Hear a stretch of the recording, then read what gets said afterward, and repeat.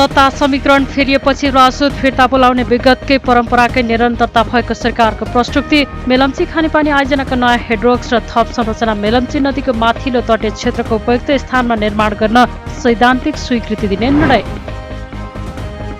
उत्पादोत्त वृद्धि एवं रोजगारी सिर्जना गर्न सामाजिक संस्था लाग्नुपर्ने प्रधानमन्त्री प्रचण्डको भनाई। राजनीतिक आर्थिक सामाजिक जीवनका क्षेत्रमा सकारात्मक प्रयास ल्याउने सङ्घर्ष गरिरहेको उल्लेख। वर्तमान सत्ता समीकरण भत्किए राम्रो नहुने एमाले अध्यक्ष केपी ओलीको भनाई। शिक्षा मन्त्री सुमना श्रेष्ठले मैले के भने भन्दै प्रश्न। आफूले भनेको कुरा कुनै व्यक्ति विशेषसँग सम्बन्धित नरहेको उल्लेख। सरकारले ल्याएको बजेटले उपभोक्ताको हितलाई बेवास्ता गरेको कङ्ग्रेसको आरोप। उपभोग्य वस्तुको मूल्य अचाग्ली बढ्ने निश्चित रहेको दावी। दैनिक उपभोग्य वस्तुमा लगाइएको भन्सार महसुल दर र अग्रिम आयकर लिने व्यवस्था खारेज गर्न माग। प्रतिनिधि सभाको कृषि समितिमा गाँजाको व्यावसायिक उत्पादन सम्बन्धी छलफल। गाँजाले बनेको झोला बोकेर बजेट प्रस्तुत गरेको अर्थमन्त्री वर्षमान पुनको खुलासा। नियमावली बनाएर औषधिको प्रयोजन र रिसर्चका लागि गाँजा खेती गर्नु दिनुपर्ने धारणा। औषधि रिसर्च र उद्योगजन्य प्रयोगका लागि गाँजा उत्पादन सहज गर्न 1 महिनाभित्रै नियमावली बनाउने गृहमन्त्री रवि लामिछानेको भनाई। सरकारले नै नीति तथा कार्यक्रममा ल्याएको कुरालाई मन्त्रालयले सहजीकरण गर्ने प्रस्तुति। कानून बनाएरै गाँजाको खेती गर्न जनतालाई दिइनुपर्ने एमाले नेता शेरबहादुर तामाङको भनाई। गाँजा खेतीको खुला गर्ने भनेर निश्चित व्यापारीलाई अधिकार दिन नहुने धारणा। देशभर रहेका सार्वजनिक सहकारी गुठी सामुदायिक जग्गा सम्बन्धी अभिलेखीकरण गरी पेश गर्न सरकारलाई सार्वजनिक लेखा समितिको निर्देशन। सार्वजनिक जग्गा सम्बन्धी सम्पूर्ण विवरणको अभिलेखीकरण एकीकृत रूपमा राख्ने प्रणालीको विकास गर्न पनि निर्देशन। देशभर रहेका जग्गाको अभिलेख अद्यावधि गर्न पुनः नापी आवश्यक भएको भूमि मन्त्री बलराम अधिकारीको भनाई। भूमि सम्बन्धी समस्या समाधानलाई प्राथमिकता दिइनुपर्ने धारणा। शिक्षा मन्त्रालयद्वारा उच्चस्तरीय राष्ट्रिय शिक्षा आयोगको प्रतिवेदन 2075 सार्वजनिक।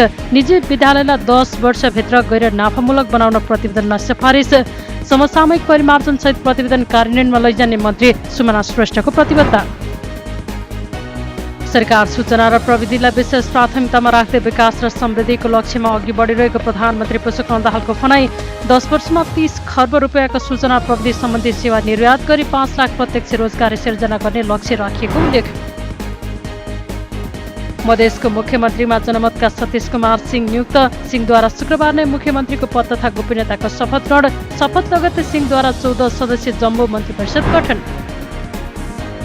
लोकतन्त्रको सुदृढीकरणका लागि मोरल अथोरिटीको सम्मान आवश्यक रहेको राष्ट्रपति रामचन्द्र पौडेलको भनाई। राजनीतिक दलहरूको भूमिका जनताप्रति उत्तरदायी हुनुपर्नेमा जोड।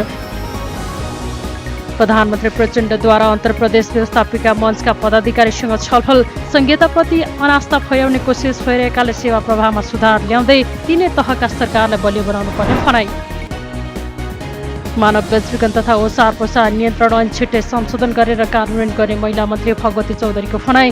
धर्मपुत्र धर्मपुत्री बनाएर पनि मानव बेचबिखन गर्ने गरेको उजुरी आएको उल्लेख।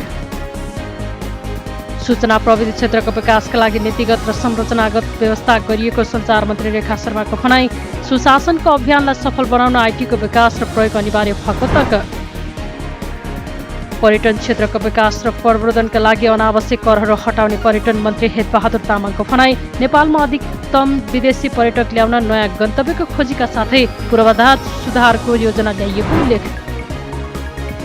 कर्णाली प्रदेशको सुर्खेतमा शुक्रबारदेखि समाधान रोजगार मेला सुरु। मेलाले आन्तरिक रोजगारी प्रवर्धनको आधार तयार पार्ने श्रम मन्त्री डिपी अर्यालको भनाई।